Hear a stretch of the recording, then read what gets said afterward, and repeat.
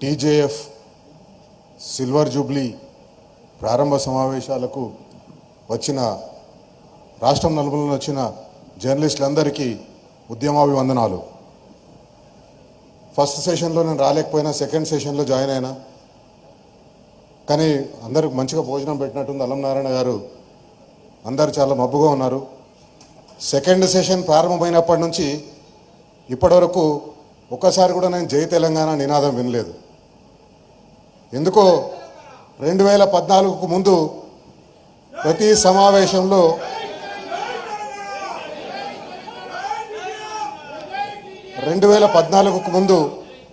సమావేశంలో ఇట్లాంటి సమావేశంలో 10 నిమిషాల మీటింగ్ జరిగితే 100 సార్లు జై తెలంగాణ నినాదం వినిపించేది. ఇప్పుడు దాదాపు గంట అయినా కూడా 10 సార్లు వినిపించలేదు. ఇప్పుడు నేను వచ్చిన తర్వాత వినిపించింది. అందుకే మళ్ళొక్కసారి ఈ సభ దద్దరిల్లేలా ఈ సభలో ప్రతి ఒక్కరూ జై తెలంగాణ అని నినదిద్దాం. జై తెలంగాణ, జై తెలంగాణ.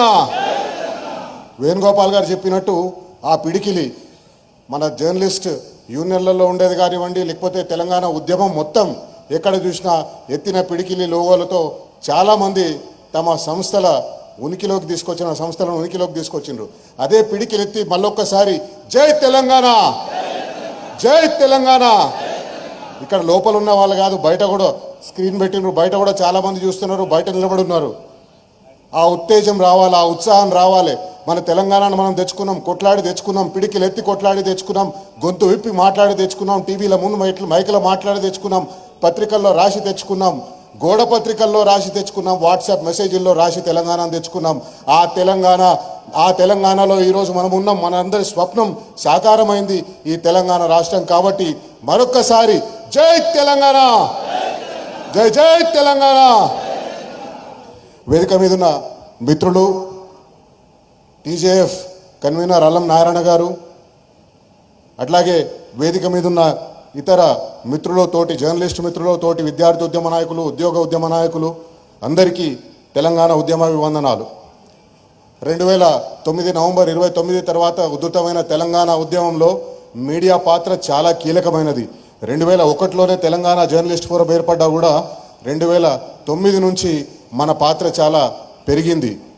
2009లో ఉద్యమం తీవ్ర రూపం దాల్చిన తర్వాత మాకందరికీ తెలుసు, ఆ రోజు మనకున్న పత్రికలన్నీ మన పత్రికలు కాదు, మనకున్న టీవీ ఛానల్ లేవి మన టీవీ ఛానళ్ళు కాదు.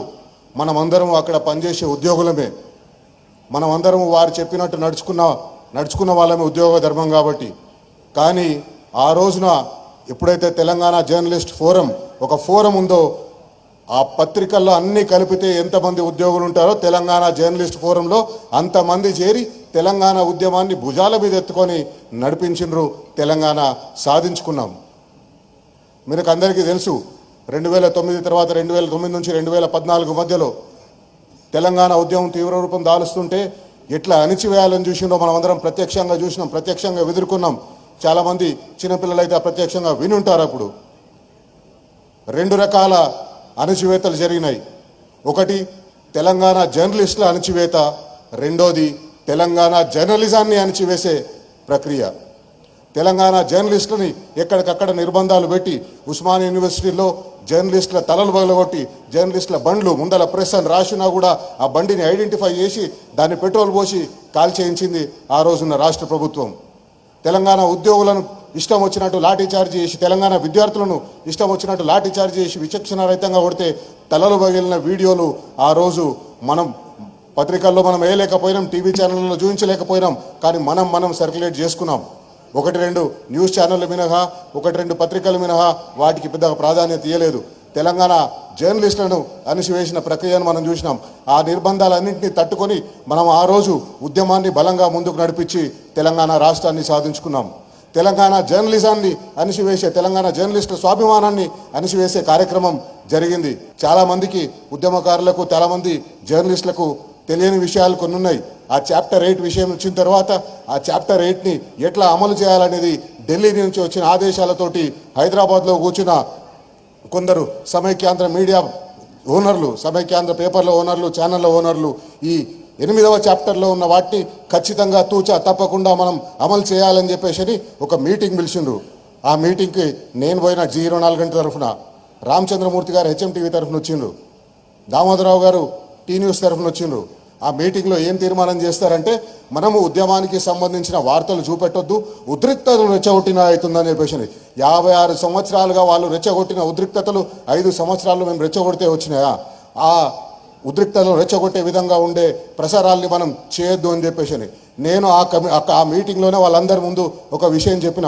అంతకుముందే ఖమ్మంలో PDSU విద్యార్థులు, తెలంగాణ అనుకూల విద్యార్థులు ఆందోళన చేస్తుంటే పోలీసులు వారి మీద విచక్షణారహితంగా లాఠీచార్జ్ చేసి ఆడపిల్లలను చూడకుండా వాళ్ళని ఈడ్చుకొని పాడేస్తుంటే ఆ దృశ్యాలను చూపించొద్దు అని చెప్పేసి ఒక డెసిషన్ తీసుకుంటేందుకు ఆ మీటింగ్ ఏర్పాటు చేసింది. నేను చెప్పిన ఖచ్చితంగా నేను మాత్రం ఆ విజువల్స్ని నేను చూపిస్తాను. ఆ విజువల్స్ చూపెట్టకపోతే రేపు తెలంగాణ రాష్ట్ర వ్యాప్తంగా మన మహిళలకు, మన విద్యార్థులకు ఇదే గతి పడుతుంది, ఏం జరగదులే అని చెప్పి పోలీసులు విచక్షణారహితంగా ఇట్లాంటి దాడులు ముందు చేస్తారు. కాబట్టి మీరు శ్రీకృష్ణ కమిటీ రికమెండేషన్స్ ఇచ్చిన దాన్ని మీరు తీసుకుంటే తీసుకోండి, మీరు మడిచి మీ జేబులో పెట్టుకోండి, మాకు ఇది సంబంధం లేదు అని నేను, రామచంద్రమూర్తి గారు, దామోదరరావు గారు చెప్పడం జరిగింది. ఆ తర్వాత ఆ చాప్టర్ 8 ఇంప్లిమెంట్ చేయించడం కోసం న్యూస్ బ్రాడ్కాస్టింగ్ స్టాండర్డ్స్ అథారిటీ అని ఒకటి ఉండేది ఢిల్లీలో. దాంట్లో మేమంతా సభ్యులుగా ఉన్నాం. నేను, రామచంద్రమూర్తి గారు, మన అప్పుడు TV9లో ఉన్న రవిప్రకాష్ వీళ్ళందరూ సభ్యులుగా ఉన్నాం. జస్టిస్ జేఎస్ వర్మ గారికి దానికి చైర్మన్గా ఉండే. ఢిల్లీలో మీటింగ్ అయినప్పుడు మీటింగ్లో ఈ ప్రస్తావన తీసుకురాకపోతే మీటింగ్ అయిన తర్వాత with the permission of the chair అని చెప్పేసి నేను జస్టిస్ జేఎస్ వర్మ గారిని అడిగిన. వర్మ గారు చాప్టర్ 8 అనేది ఒకటి తీసుకొచ్చిండ్రు కేంద్రంలో ఉన్న ప్రభుత్వం, దాని గురించి మీకు తెలుసా అని చెప్పేసి. లేదు, తెలియదు. ఆ చాప్టర్ 8కు పాటించాలని చెప్పేసి న్యూస్ బ్రాడ్కాస్టింగ్ స్టాండర్డ్స్ అథారిటీ వాళ్ళు మా మీద రిస్ట్రిక్షన్స్ పెడుతున్నారు, ఇది ఎంతవరకు కరెక్ట్, ఆ రిస్ట్రిక్షన్స్ని పెట్టొద్దు అని చెప్పేసి అన్నారు. నాకు వాటి విషయం తెలియదన్నారు. మీరు తెలుసుకోండి సార్, మీ భుజం మీద తుపాకీ పెట్టి తెలంగాణ ప్రజలను కాల్చాలని చూస్తున్నారు, తెలంగాణ ప్రజల భావ ప్రకటన స్వేచ్ఛను హరించాలని చూస్తున్నారు అంటే ఆ రోజు జస్టిస్ వర్మ గారు నా మీద చాలా కోపంగా, నువ్వు అట్లెట్లా అంటావు, అట్లెట్లా మాట్లాడతావు అని చెప్పేసి అన్నారు. రామచంద్రమూర్తి గారు సభలో లేరు, కానీ రామచంద్రమూర్తి గారు ఆ రోజు నన్ను ప్రొటెక్ట్ చేసిండు. లేదు, ఆయన చెప్తున్నది కరెక్ట్, ఆయన చెప్పనివ్వండి అని చెప్పేసి ఆ మీటింగ్ అర్ధాంతరంగా వాయిదా వేయాల్సి వచ్చింది. ఈ రకంగా జర్నలిస్టులను, తెలంగాణ జర్నలిస్టుల భావ ప్రకటన స్వేచ్ఛను అణిచివేసే కార్యక్రమాలు అన్నీ జరిగినాయి. వేణుగోపాల్ గారు చాలా విస్తృతంగా చెప్పిండ్రు ఏ రకంగా మనం ఇప్పుడు ఇచ్చుకుంటున్న సినిమా అవార్డులను. అసలు సినిమా అనేది మనది కాదు, మన సినిమా ఉంది కానీ మన సినిమా ఆ సినిమాల్లాగా కాదు. ఒక బలగం ఉంటుంది, లేకపోతే ఒక పెళ్లి చూపులు ఉంటాయి, లేకపోతే ఒక మల్లేశం లాంటి సినిమాలు ఉంటాయి. కానీ దురదృష్టవశాత్తు ఈరోజు ఆ సంస్కృతిని కూడా మనకు అంటగట్టి ఒక కలప స్మగ్లర్ అన్న వారిని హైదరాబాద్లో ఇప్పటికీ కూడా నడుస్తుంది ఆ కేసు. ఆ హీరో పైన ఆ కేసు నడుస్తుంది, ఆ హీరో మీద ఇంకా కేసు నడుస్తుంది. ఆ కేసు నడుస్తున్న హీరోకి అదే తెలంగాణ మళ్ళా వచ్చి అవార్డు ఇస్తుంది, ఉత్తమ చిత్రం అవార్డు ఇస్తుంది. ఇలాంటివన్నీ మనం పోరాడాలి, మనం ప్రశ్నించాలి. మనం పోరాడి ప్రశ్నించినంత వరకు మనం తెలంగాణ జర్నలిస్టులుగా అనేక సందర్భాల్లో అనేక విషయాల్లో ప్రశ్నిస్తూ వచ్చినాం. తెలంగాణ ఉద్యమం నడుస్తున్నప్పుడు ఒక చిన్న విషయం, ఒక చిన్న జీవో, తెలంగాణకు వ్యతిరేకంగా ఒక చిన్న జీవో వచ్చిన తెలంగాణ సమాజం మొత్తం ఒకటేటట్టుగా తెలంగాణ జర్నలిస్టుల ఫోరం, తెలంగాణ జర్నలిస్టులు పోరాడిండ్రు. కానీ దురదృష్టవశాత్తు ఈరోజు అది లేదు.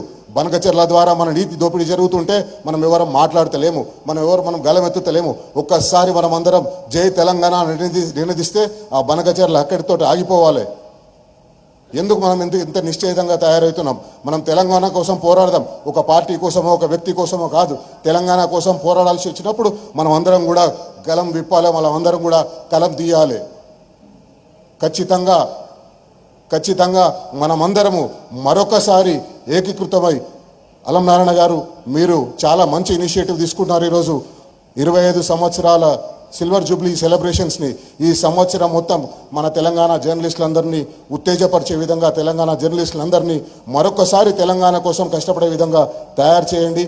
ఖచ్చితంగా నేను కూడా మీతో పాటు కలిసి వస్తాను. వేదిక నాకు ఇంత సమయం ఇచ్చిన TJF గారి, అల్లం నారాయణ గారికి, TJF ఇతర కార్యవర్గ సభ్యులందరికీ ధన్యవాదాలు. జై తెలంగాణ, జై తెలంగాణ, జై తెలంగాణ.